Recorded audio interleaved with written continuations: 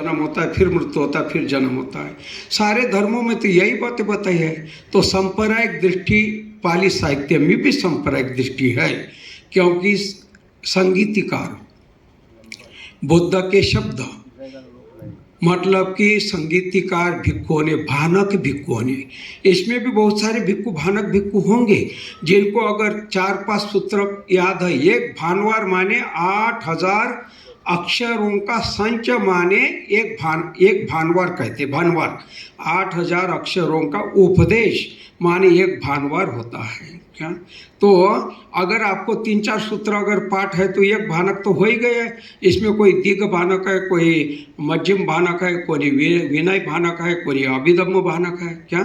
तो भिक्खुओं ने मौखिक उसको कंठस्थ करके चलाया जब श्रीलंका में लेखनीबद्ध हो गया त्रिपिटक। तो सांप्रदायिक दृष्टि यानी दोनों अर्थ निकलते इसमें। सांप्रदायिक दृष्टि वाले सांप्रदायिक दृष्टि के विचार से देखते हैं, लेकिन सांद्रेटिक शब्द आपने कभी सुना है? सांद्रेटिक शब्द कभी नहीं सुना ना। सांद्रेटिक शब्द आपने कभी सुना नहीं, आपका कहना है, लेकिन मैं दावा करता हूँ आपने सांद्रेटिक दृष्टि ये बहुत सालों से सुना है।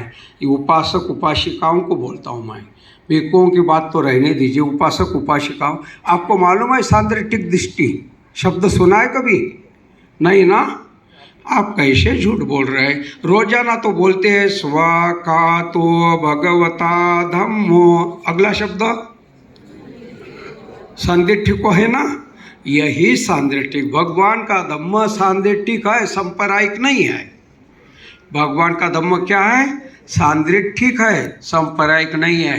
मेरे अकाउंट में जितने मिनट दिए हैं उतना ही मैं बोलूँगा। आप बोलेंगे ज़्यादा बोलो तो मैं नहीं बोलने वाला हूँ क्या।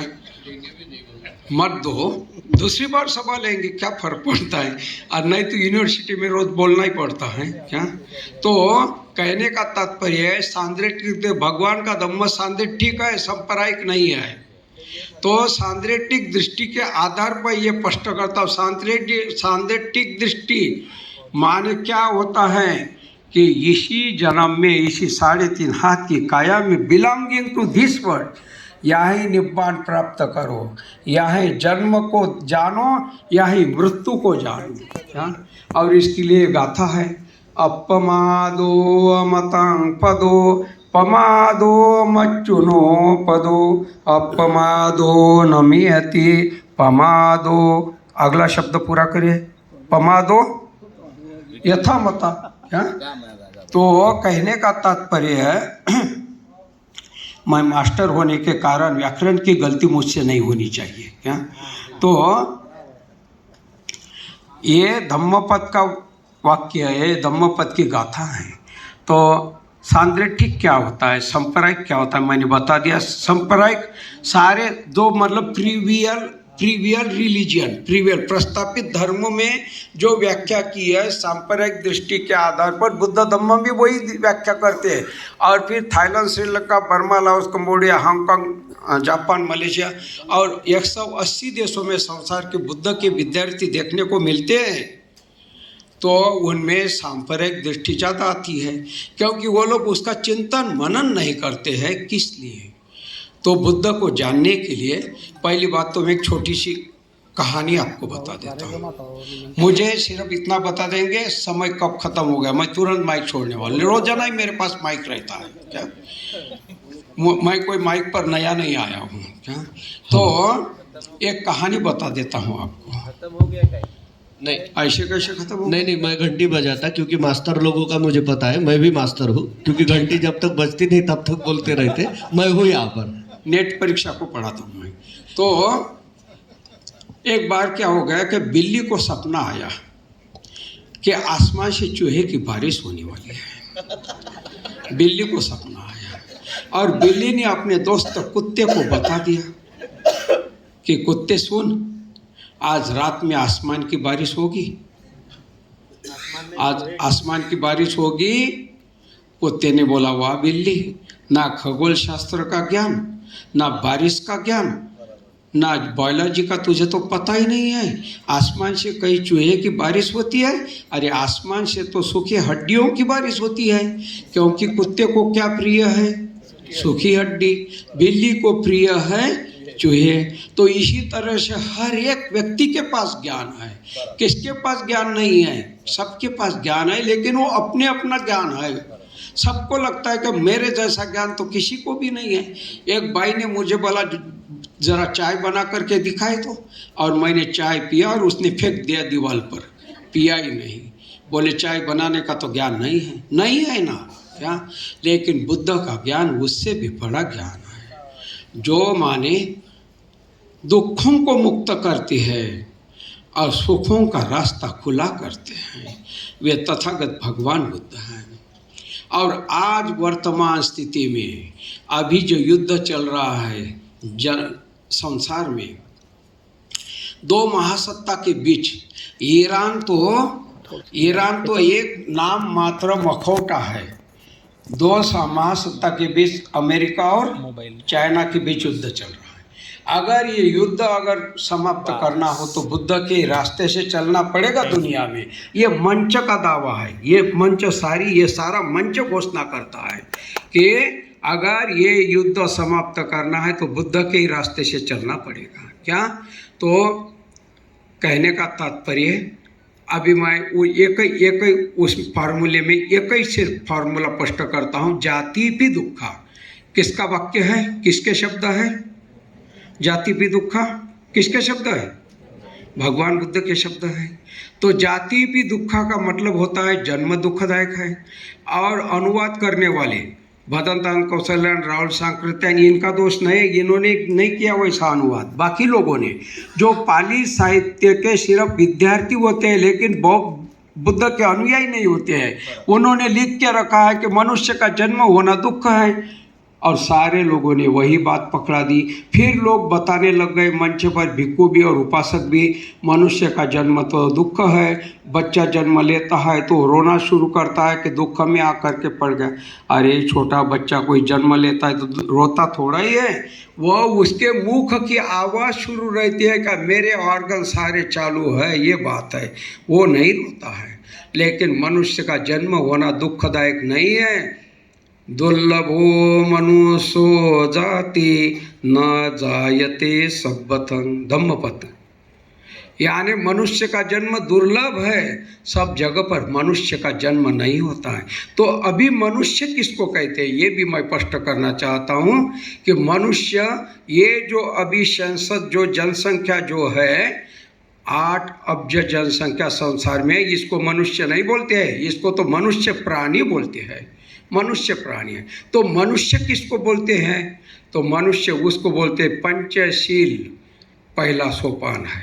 ये महामार्ग है मानवता का। इस रास्ते से जाएंगे तो 0 एक्सीडेंट, यानी कोई भी एक्सीडेंट नहीं है। ऐसा महामार्ग अगर संसार का कोई होगा तो पंचशील। मुझे आज पंचशील पूरी तरह से धारण करना है। इतना ही अगर चिंतन मनुष्य के मन में आ जाए तो उसी अवस्था से मनुष्य प्राणी मनुष्यत्व को प्राप्त होता है। ये हो गया मनुष्य। क्या हो गया? यही मनुष्य है।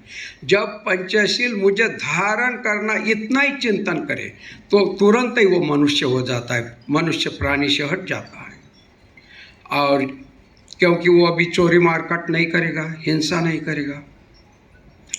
पहला ही सूत्र मैं बता देता हूँ पंचशील का, पानातिपाता वीरमणि शिक्षापदं समादियामि। इसका अर्थ आज तक के यही बताया गया है कि मैं किसी जीव की हिंसा नहीं करूँगा। तो इससे ये सूत्र फीका पड़ जाता है। आदमी समझता है मेढक नहीं मारेंगे और मच्छर नहीं मारेंगे, चूहे नहीं मारेंगे, इससे होना जाना क्या है? मेरे मन में सारे जीवों के प्रति असीम दया भाव है। लेकिन इस सूत्र का सही अर्थ क्या है मालूम है? सारे जीवों के प्रति मेरे मन में असीम दया भाव है, लेकिन मैं किसी भी मानव की हिंसा नहीं करूँगा, ऐसी शिक्षा ग्रहण करता हूँ। ये सूत्र है। तो अगर यह अर्थ अगर इसको देंगे तो ये इतना चमक जाता है पानातिपाता, और सुंदर। इसीलिए मास्टर की ड्यूटी है, टीचर की ड्यूटी है कि पूरे लगन के साथ, उसके अर्थ के साथ धम्म को बताना चाहिए। तो देव किसको कहते हैं? जब वो व्यक्ति पूरी तरह से पंचशील को धारण करता है तो वो मनुष्य का ही देव हो जाता है, या ही हो जाता है। फिर आप बोलेंगे हम तो सारे ही देव हैं, हम तो पंचशील रोजाना ही ग्रहण करते हैं। ग्रहण तो करते हैं, लेकिन पंचशील पर चलना है तो पंचशील को जैसे पूरी 100% पंचशील को धारण करे तो देव हो गया। यही अभी लोग आसमान के तरफ हाथ उठाते हैं कि वो सब आसमान के 31 सीढ़ियाँ। निरय लोग बताते हैं, निरय लोग ये सारे लोग, निरय किसको बोलते हैं? निरीह पशु को, जो बेचारे निर्दोष है। गाय, भैंस, गधा, सुअर, कुत्ता, इनको बोलते हैं नरक में पड़े हैं, ये पहले जन्म में अच्छे कर्म नहीं किए। अरे ये पशु पंछी अगर नहीं रहते तो मनुष्य जिंदा रहता था क्या? मुझे बताइए। फिर इनको क्यों दोष देंगे? निरय में वही मनुष्य है जो चोरी करता है, अपराध करता है, बेविचार करता है, और बुद्धि भ्रष्ट करने वाले मादक पदार्थों, दारू, अफीम, भांग, गांजा, कच्ची और पक्की शराब, 2 प्रकार की शराब होती है, यानी फर्मेंटेशन करके बनाए गए गांजा, भांग, अफीम, चरस, मैंने तो देखी भी नहीं, नाम सुने हैं क्या? और अल्कोहलिक ड्रिंक्स माने शराब, इसको जो पिता है यानी अपनी बुद्धि भ्रष्ट करता है, निब्बन नहीं प्राप्त होता है, तो जो पंचशील का आचरण करता है वो देव होता है। अगली सीढ़ी मैं आपको एक ही सूत्र स्पष्ट करूंगा और मंच से हट जाऊंगा। क्या? तो कहने का तात्पर्य जाति भी दुख का, इतना ही मैं स्पष्ट करता हूँ। आज जन्म होना दुख है, तो किसको किसका जन्म होता है? तो सांप्रदायिक दृष्टि से तो मैं यानी भंते कश्यपायन, अभी मेरा ये 34वां वर्षावा चल रहा है। ऐसे तो भिक्खु जीवन को ज़्यादा साल हो गए, लेकिन उपसंपदा 1993 में हुई। क्या? तो घर तो बहुत पहले छोड़ दिया। कहने का तात्पर्य कि जन्म किसका होता है? बुद्ध का धम्म सीधे अंतकरण में उतरना चाहिए। प्रैक्टिकल में आप बोलते हैं कि पुनर्भव को मानती नहीं, अरे व्याख्या तो बताओ पहले। क्या जन्म किसको कहते हैं, पुनर्जन्म किसको कहते हैं? कि तुम समझेंगे, आप बोलेंगे तो विश्वास ही कर लेंगे? नहीं, हम तो प्रश्न पूछेंगे। जिसके मन में प्रश्न नहीं वो विद्यार्थी नहीं। क्या? तो मेरी पाली भाषा के विद्यार्थी हो, इस बात को नोट करिए, जाति भी दुख बुद्ध के शब्द है, और बुद्ध के शब्द झूठ हो नहीं सकते। जन्म होना तो किसको जन्म कहते हैं? बुद्ध का धम्म यानी चेतो विमुक्ति है, चित्त का स्पष्टीकरण। इसको विभज्यवाद भी बोलते हैं। विभज्यवाद की व्याख्या आपको मालूम है? भिक्खु लोगों को, भिक्खुनियों को विभज्यवाद यानी कि उन कारणों का खोज करना जो दुखों की श्रृंखला है और उनको समाप्त करना, उसको विभज्यवाद कहते हैं। निब्बान को प्राप्त करा देना है। क्या? तो कहने का तात्पर्य मैं जन्म आपको सिर्फ बता देता हूँ। जन्म किसका? तो मैं शाम का समय था, 7 बज गए थे, मैं एक एसटी से उतरा तो जगह सुनसान थी। वहाँ से मुझे जाना था, एक कोई आने वाला था कार लेकर के, तो साथ में एक बुढ़िया भी उतर गई। वह 85 साल की थी, 85 साल से थी, 85 साल की। गणित के हिसाब से देखेंगे तो भंते से 5 साल बड़ी। क्या? तो कहने का तात्पर्य कि वो उतर गई और उसके गले में अंधारे में एक हीरा चमक रहा था, और मैं अकेला ही था, और बुढ़िया भी अकेली थी। और मेरे दिमाग में आया कि अगर ये हीरा अगर मैं नोच लूँ तो बुढ़िया क्या कर लेगी मेरा? क्या? मैं तो धट्टा कट्टा हूँ। क्या? भाग जाऊंगा। जैसे मेरे मन में हीरा, उसके गले से हीरा छीनने का भाव आ गया तो मेरा जन्म हो गया चोर में। किसमें? चोर में। ये इसको जन्म कहते, इसको नॉट आफ्टर द डेथ। क्या? जन्म के मृत्यु के बाद नहीं, मृत्यु भी यही होता है। ये भी मैं मुझे समय अनुमति नहीं, बाद में बताऊंगा। तो रुकिए, तो जन्म ये हो गया, तो मेरा जन्म हो गया चोर में।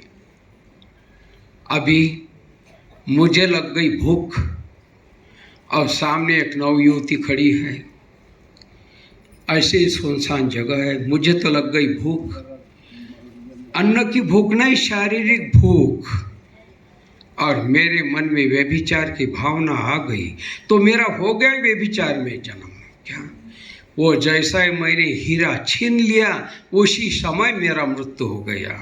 जन्म और मृत्यु साथ साथ ही चलते हैं, इसको बोलते हैं जन्म और इसको बोलते हैं मृत्यु। क्या आप कहाँ भटक रहे सांप्रदायिक दृष्टि में, कहाँ का कहाँ अर्थ लगाते। इसी कारण बुद्ध का धम्म हमारे अंतःकरण में नहीं उतरता है, वही बात रटते रहते हैं। और अभी पुनर्जन्म बता देता हूँ, रीबर्थ। रीबर्थ किसको कहते हैं? तो रीबर्थ उसको कहते हैं, समझ लीजिए एक परिवार का दूसरे परिवार के साथ मार पीटी का झगड़ा हो गया। नागपुर के उपासक उपासिका आपके लिए प्रवचन है, ये लोग तो अध्ययन करते ही रहते हैं। मैं भिक्षुओं को इतनी विनती करता हूँ, आप मन में गांठ बांध लीजिए, मैं पाली साहित्य को आधार दूंगा, मैं पाली साहित्य का विद्यार्थी बनूंगा। क्या बनूंगा? विद्यार्थी बनूंगा। जब तक के भिक्षु लोग पाली साहित्य के विद्यार्थी नहीं होते तब तक के आप हिंदू साधु हैं। क्या है? हिंदू साधु है। क्या? सिर्फ भोजन के लिए और कपड़े के लिए है। अगर पाली साहित्य के विद्यार्थी होते तो आप बुद्ध के भिक्षु हैं। क्या? मैं आपको ब्लेम नहीं करता हूँ। क्या? तो हमारे प्रज्ञाशील भंते जी उस समय के में है, पहले की पाली के। क्या? तो कहने का तात्पर्य है कि पुनर्जन्म मैं आपको बता रहा हूँ, पुनर्जन्म किसको कहते हैं। दो परिवार का झगड़ा हो गया, मारपीट हो गई, बहुत खुनाखुनी हो गई, और वही परिवार एक किसी प्रोग्राम में एक साल के बाद एक दूसरे को पता न होने के बाद, बनते अभय भी है यहाँ, अभय नायक है क्या? नहीं? हाँ, तो आमने सामने मारा पीटी हो गई। मुझे बताइए, जब वे एक साल के बाद आमने सामने आ गए तो क्या वे एक दूसरे के गले में फूल मालाएं डालेंगे? क्या करेंगे? क्या करेंगे? एक दूसरे को मार पीट ही करेंगे। उसको बोलते पुनर्जन्म। ये पुनर्जन्म को जानो, यही पस्सी को यहाँ ही देखो, कहाँ ऊपर देख रहे, ऊपर कहाँ रखा है। ये बुद्ध का धम्म वर्टिकल नहीं है। वर्टिकल माने खड़ा नहीं है ऊपर आसमान में। आसमान में कहाँ बैठा है? सारे ग्रह तारों का खोज लगा लिया ये आर्टिफिशियल इंटेलिजेंस ने। स्वर्ग नगर ऊपर होता तो दिख जाता था। क्या? लेकिन यही इस पृथ्वी पर ही है। जैसे कि पहली कक्षा से दूसरी कक्षा में, पांचवी कक्षा में, ऊपर वाली कक्षा में, तो क्या आसमान में जाता है वो? अगर पोस्ट ग्रेजुएट होता है तो क्या आसमान में स्कूल है? सिर्फ स्टेज बदल जाती है। तो यही है। तो ये पुनर्जन्म होता है, वो मारपीट हो जाए। अभी मेरे जन्म में 1000 जन्म करके दिखाता हूँ आपको। इसी समय अगर समझ लीजिए कि एक वीकली मार्केट है किसी गांव में, और उसमें मेरे कुछ लोग दिखे जिन्होंने मुझे पहले गाली दी थी, और मैंने 10-12 पत्थर उठा गाली दे करके उस भीड़ में फेंक दिए। पत्थर किसी को भी लग गए तो वो भीड़ क्या करेगी? मेरी मुझे ही गाली देगी, मुझे भी पत्थर मारेगी। इसी को बोलते हैं मेरे इसी समय हजारों जन्म हो जाते हैं, और ये जन्म की श्रृंखला चलती रहती है, रुकती नहीं है। इसीलिए तथागत बुद्ध बोलते हैं, भिक्षु बोलते समय बहुत विचार करके बोलो, चलते समय भी बहुत विचार करके बोलो, दूसरों के साथ संबोधन करते हुए भी विचार करके बोलो। क्या? तो जन्म जाति पे दुखा, इसलिए बुद्ध ने कहा वो जन्म होना क्या सुखदायक है? हीरा नोचने वाला, व्यभिचार करने वाला नहीं ना। तो ये दुख को जानना चाहिए, ये है दुख। अभी निब्बान की व्याख्या बता देता हूँ। मैं बहुत गंभीर, मतलब बहुत लंबे लंबे शब्द नहीं बोलता हूँ। क्या? लेकिन निब्बान होता क्या है? नी माने नहीं और वान माने झंझट, कटकट, तृष्णाओं की झंझट। और क्या होती है तृष्णाएं? राग क्या होता है? मराठी में राग माने क्रोध समझ लेते हैं लोग, नहीं ना, तल्लीनता, उसमें तल्लीन हो जाए आदमी, उसको राग कहते हैं। द्वेष माने दूसरे के प्रति दुर्भावना रखना, और मोह, मोह का मतलब लोभ और मोह एक नहीं होता है। मोह माने भ्रम। यहाँ ये विदर्भ है, या महुआ के पेड़ देखे हैं बहुत सारे लोगों ने, किसी किसी ने पिया भी है क्या? ये भिक्खों ने नहीं, उपासकों की बात बोल रहा हूँ। किसी किसी ने पिए भी होंगे महुआ को क्या? तो उसको मोह माने भ्रम। मैं इस जाति का हूँ तो श्रेष्ठ हूँ, मैं इस धर्म का हूँ तो श्रेष्ठ हूँ, मैं इस देश का हूँ तो श्रेष्ठ हूँ। अरे क्या किया तुमने? खप किया क्या ये सब प्राप्त करने के लिए? मैं पुरुष हूँ तो श्रेष्ठ हूँ, ये भी बात लोग बोलते कि नहीं क्या? तो ये सारा का सारा अहंकार रूपी मोह है।